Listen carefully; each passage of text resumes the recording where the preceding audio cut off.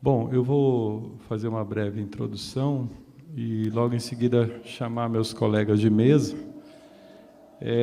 Ser o último tem esse preço, né? Além da grande evasão dos inscritos, também tem a evasão que os últimas pontas do evento poucos ficam, mas a gente terá o maior prazer, até a gente convida vocês a gente sentar mais juntinho aqui, porque essa mesa o Renato me deu toda a liberdade de compor e foi um prazer assim reencontrar, né? A gente pensa, busca indicações e acaba que alguns amigos que topam encaram assim, dado que o desafio que o Renato me passou foi grande, e daí a importância de a gente sentar aqui e conversar algumas coisas, né? Virar uma boa roda de conversa, porque vocês vão ver, pela diversidade das pessoas, das falas, das experiências, o quanto que dá. Vocês já estão passando os slides? Não, né? Por favor. Eu que estou com o controle aqui ou não? Mas não está na tela ainda. Ah, sim. Vai estar agora, né? Se eu pôr, né? Bom, eu preciso... esse título de desgovernança, que eu deixei só nesse slide aí, é para provocar, porque nós falamos muito de governança, mas nas avaliações de ontem e algumas de hoje, a gente constata que nós temos um grande desafio no Brasil, justo porque impera muito mais a desgovernança do que a governança. Tem um livro do Zé Eli da Veiga, que ele coloca assim, nessa mesma brincadeira da palavra, um des entre parênteses, que ele fala da desgovernança e da governança da sustentabilidade para o mundo. E eu percebo, concordando com o Chico Lima, que acabou de falar, que esse momento, e outros, né, que é muito rico estar vivo nesse momento, né? Com todas as dores, Malba, né? A gente está aqui junto, podendo ter todas as chances de recriar, de nos recriar. É muito fabuloso, desde que a gente não se desespere, porque, como diz John Croft, nós estamos à borda do caos, e daqui a pouco pode ser que aí o caos chegue mais, e no caos é a maior energia para poder emergir outras possibilidades, outras soluções, porque quando eu entrei na Humble, eu tenho que falar dela meio minuto aqui, até porque ela que viabilizou, está junto com o Renato nessa parada. Eu não queria trabalhar no caso do Rio Doce.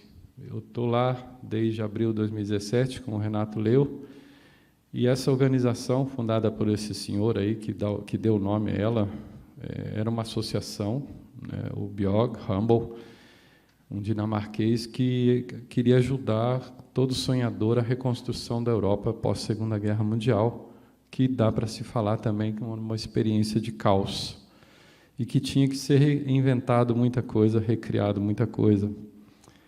E, por questões de confiança e independência, a Humble foi escolhida pela Força Tarefa, Ministério Público Federal e os Ministérios Públicos Estaduais de Minas e Espírito Santo, e as defensorias públicas, para ser um dos grupos de assessoria técnica para o Ministério enfrentar o caso do Rio Doce, uma vez que uma tragédia desse tamanho era desconhecida e que, mesmo consciente dos direitos pelos quais eles tinham que lutar, os promotores, então, entendiam que, tecnicamente, precisavam saber por quê e em que lutar.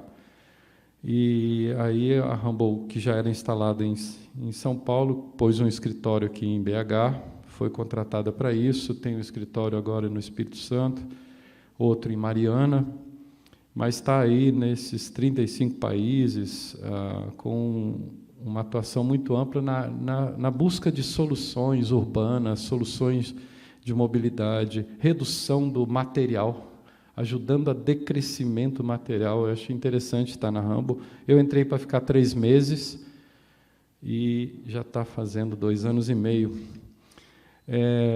Então a Rambo está assim aqui. Nós estamos junto com o Renato porque a gente, enquanto organização, aposta em estar pensando essa recriação, que a gente nos deve nos juntar como inteligência e botar para criar. E é muito bom a pauta dos Objetivos de Desenvolvimento Sustentável, porque, além de ampla e tudo mais, mas ela coloca uma interação de fatores sobre os quais a gente tem que pensar muito, né? É claro que vão ter ênfases, como foram ditas, tem os eixos, mas é uma pauta que nos provoca a toda hora estar pensando na interação das coisas. E o que eu acho assim importante, eu gostaria de trazer esse pequeno modelo para isso. Entre várias outras crises que nós estamos vivendo, uma grande crise é que às vezes a gente chama coisas simples de complicado e complexo, e coisas complexas levamos soluções simples. A gente tem um ativismo muito grande na nossa cultura de querer sair resolvendo, e às vezes, diante de questões complexas, a gente sai correndo com medidas salvadoras, simplificadas, e às vezes nós invertemos, né? Tem coisas simples que a gente começa a querer rediscutir tudo de novo e tudo mais. Eu achei muito importante na pauta da educação hoje da manhã. Nessa aí eu já estou ganhando um pouco de tempo no resumo que eu fiquei de fazer com o Renato, mas no final, ser lembrado que a escola é para ensinar, né? Ensinar, aprender, né? Respeitando aí a nomenclatura que se usa. E teve uma hora que o Chico falou, poxa, no ensino fundamental tem que alfabetizar. E isso é simples, ele falou. E quando se é simples, é porque já tem procedimento, a gente já tem as melhores práticas para isso, com todos os pedagogos que estão por aí, inclusive para tratar questões de vulnerabilidade e abismos sociais, como o Brasil tem. Me recordo que eu fiz um trabalho pela Care Brasil, para a Natura, lá no interiorzão da Amazônia. Fiquei uns 30 dias num barco lá, passando de comunidade em comunidade, e aí eles queriam um plano de desenvolvimento. Eu e o meu parceiro tivemos que entregar um documento defendendo que fosse feito primeiro a alfabetização de adultos e ajuda, apoio para conseguir documento. Não tinha cidadania em quase 30% da população da margem do Rio Juruá, lá no Médio Juruá, né, Léo? Aí eles ficaram horrorizados, né? Estavam querendo criar cadeias produtivas de fornecedores, já eram fornecedores de muru-muru para matéria-prima que a Natura usava em alguns cosméticos, usa ainda até hoje. Como que pode ser isso? Começar por alfabetização. Se a gente não resolve algumas coisas que são óbvias e tão simples como simples, a gente não ou vai continuar levando encraves para frente, né? E os exemplos que foram trazidos sobre a doença que nós estamos vivendo, acho que Léo vai falar um pouco disso, a gente tem que voltar para casa, sem qualquer viagem de espiritualidade.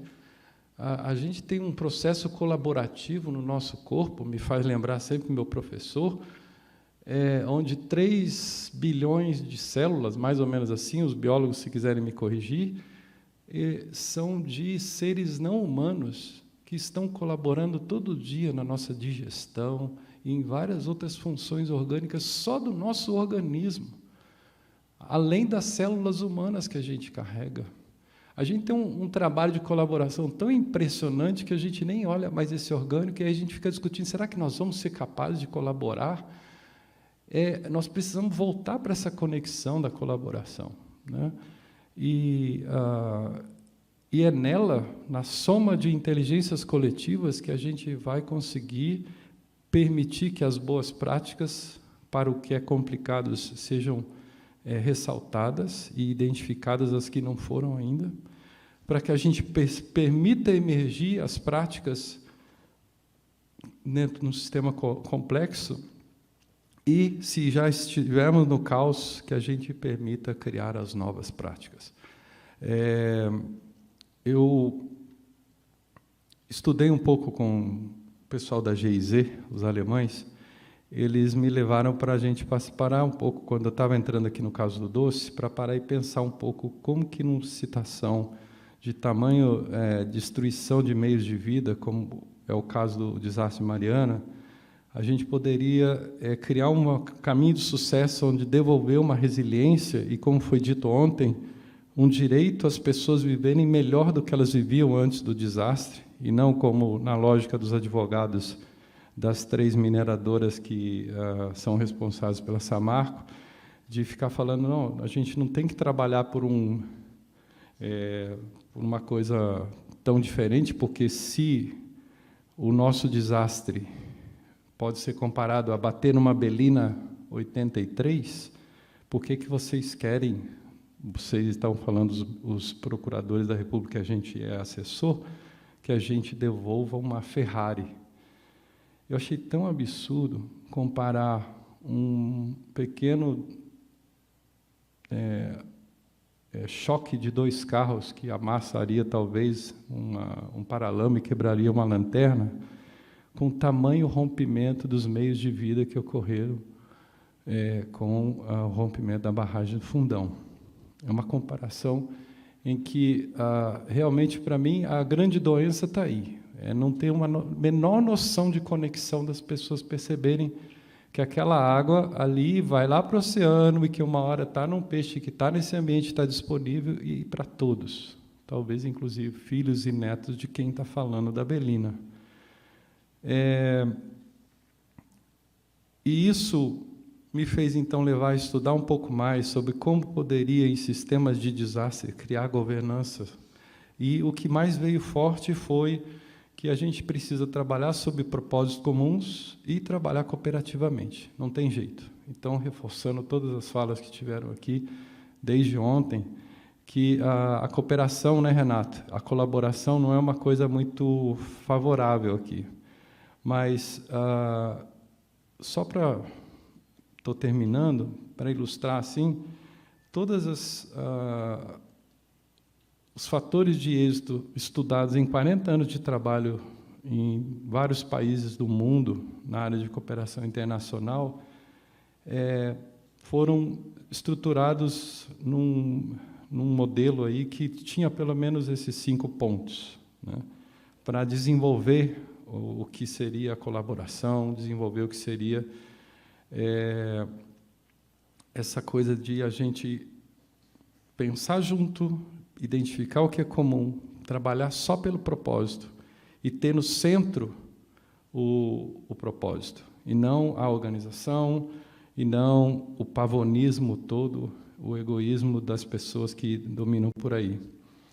E o pessoal chegou a essa conclusão aí, depois de estudar muitas experiências, que a gente precisa conseguir criar mecanismos de diálogo, comunicação, claro, embasados em informação, através de dados bem nítidos, e não esses que são ocultos aí pela tentativa de fake news, de ter uma orientação estratégica clara e plausível, toda ela construída por meio do diálogo,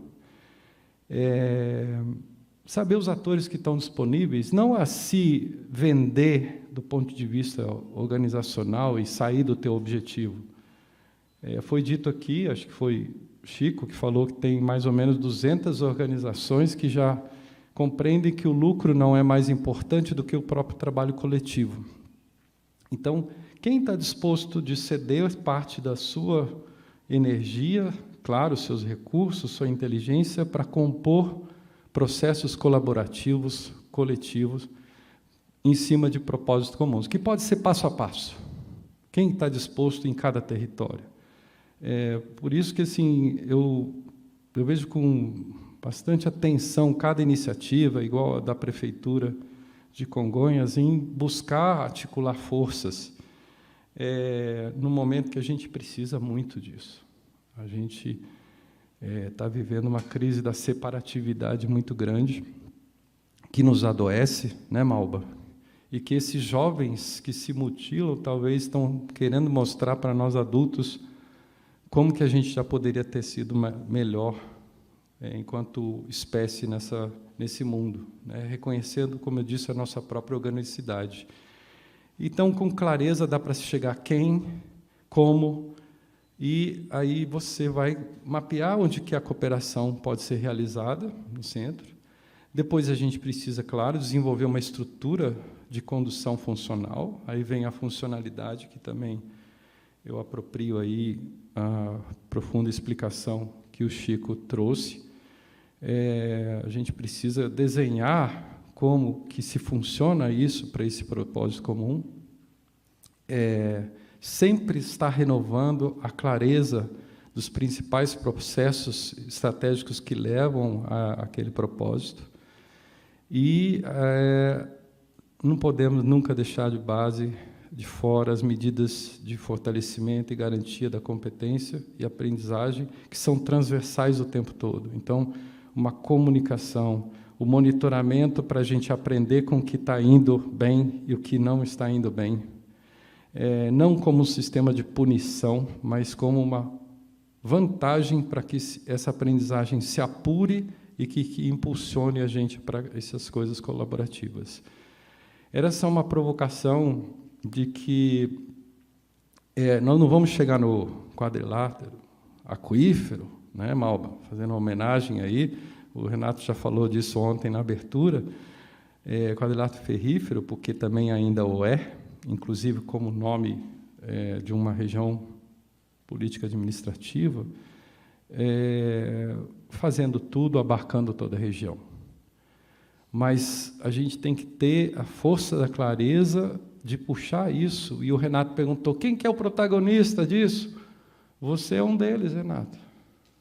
Guerreiro, está aí, comprando a água ali do seu bolso para poder nos alimentar com essa água boa, de boa qualidade, mineral, não é a água lá do doce cheia de lama, para permitir a gente fazer conversas tão ricas como essa.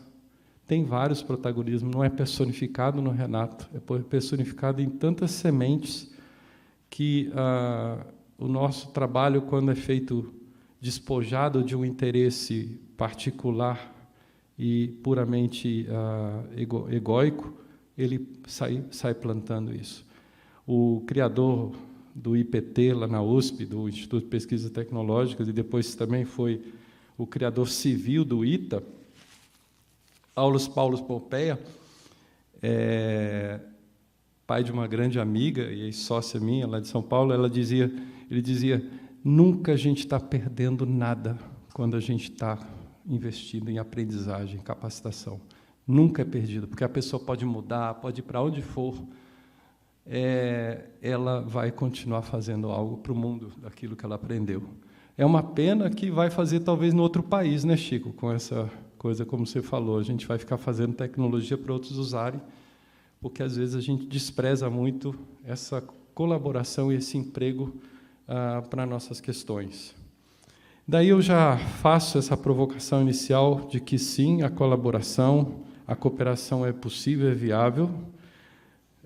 Tem esses fatores aí que podem levar ao seu êxito, e, é claro, eles são uma síntese aqui para desmembrar, a gente precisaria de muitas horas para falar disso, não é o caso. Eu quero mostrar para vocês a diversidade da mesa que nós vamos ter agora. A nossa mesa tem diversidade de gênero, tem diversidade de experiências encravadas tanto no conhecimento quanto no que está fazendo e fez no mundo. Vai ter uma surpresa também, porque tem um convidado que ia estar na mesa, mas depois foi convocado para trabalhar nessa semana em outro estado e de repente, o trabalho foi modificado, a agenda, e ele está aqui também. Então, nós vamos ter essa surpresa. E foi muito prazeroso falar dessa mesa com essas pessoas, a começar... Agora eu vou ler o currículo de cada um, e vocês vão chegando aqui na frente, por favor. Por 2 ex-alunos, mas que bom que eu não falo ex-amigos, porque são grandes amigos até hoje, lá de Lavras, quando eu trabalhei lá. O Alessandro Vanini Amaral de Souza e o Giovanni, né, o Giovanni Vieira, que gosta também de falar, Ângelo Giovanni Vieira, ambos engenheiros agrônomos formados lá em Lavras, que são sócios hoje de uma empresa instalada no quadrilátero, que vai, num título bem provocativo que a gente fez para eles, falarem de reflorestar o futuro do solo, da água e da gente. Eles, além de agrônomos, eles já produziram agricultura orgânica, já pegaram, botavam isso no caminhão, vinham vender aqui em BH, naquela época que o orgânico ainda tinha um preconceito muito grande. Depois eles começaram a trabalhar na recuperação de áreas da mineração, com viveiro, com tecnologia de recuperação de solo. Então, eles prestaram serviços aí para as mineradoras que estão instaladas no quadrilátero. Acho que não precisa citar uma a uma aqui. E essa empresa saiu de um trabalho que era vinculado a trazer biodiversidade novamente para as áreas que tinham sido degradadas pela mineração, para agora outras experiências focadas na produção de água, nas bacias hidrográficas, tanto da Mata Atlântica, como do Cerrado, como da Caatinga, inclusive. Que eles vão contar essa experiência aqui. Então, para todo mundo diferenciar, primeiro sobe o Ângelo Giovanni Vieira. Eu trouxe ele da caverna, viu, gente? Dá uma olhada na figura. Ele disse que ainda parou a barba, que estava chegando até a barriga já. Ai, ai. E o Alessandro Vanini Amaral de Souza, vulgo Barbacena. Tem os lugares de vocês ali no meio, ó. Está lá no nominho lá, pode sentar ali. Essa dupla vocês vão conhecer já. Não precisa mais da apresentação. Depois, nós vamos ter uma participação muito especial para mim, pela juventude, por ser mulher, Eduarda Binder. Ela já esteve na nossa mesa de abertura, ela lidera no Engajamundo a coordenação do grupo de trabalho de gênero, né, e membro do núcleo local do Engaja, né, do Engajamundo, e estuda antropologia aqui no UFMG, 19 anos, e vocês já puderam ter contato com a força da expressão, da inteligência e da visão de coletivo que ela tem na nossa abertura. Por favor, Eduarda Binder. Sobe aqui, ó, você vai ficar ali no meiozinho. Agora, vamos dizer, que maravilha, Malba ter concordado vir para a gente. Malba já fez uma terapia na hora da outra fala ali. Talvez não fecha, não, porque vocês já vão usar, né? Senão vai ter que abrir, já vai passar já coisinha aí. E Malba, então, ela estudou graduação em Geografia na Unimontes, especialista em Ciências Ambientais pela PUC Minas, mestre em Geografia aqui pela UFMG, é professora de Geografia do Ensino Fundamental no Centro Pedagógico, aqui no CP da UFMG, já foi professora na Unimontes, na PUC, atuou no Poder Público Municipal, né, foi técnica fiscal do meio ambiente, foi do CODEMA, tem essa experiência também de enraizar num território uma política pública ambiental, misturada com a educação, organizou encontro de educadores com o Cerrado, lá do norte de Minas, contadeira de histórias, educadora inventadeira, diz ela aqui, e crê que desenvolve didáticas de reencantamentos. Então, é uma mesa do futuro. Aqui nós vamos falar de reencantar para o futuro. Por favor, Malba. E a surpresa eu vou apresentar depois que a gente ouvir aqui, aí eu vou chamar mais uma pessoa mesmo. A gente vai passar para a apresentação de imediato aqui. Eu só vou precisar do teu auxílio para achar o arquivo.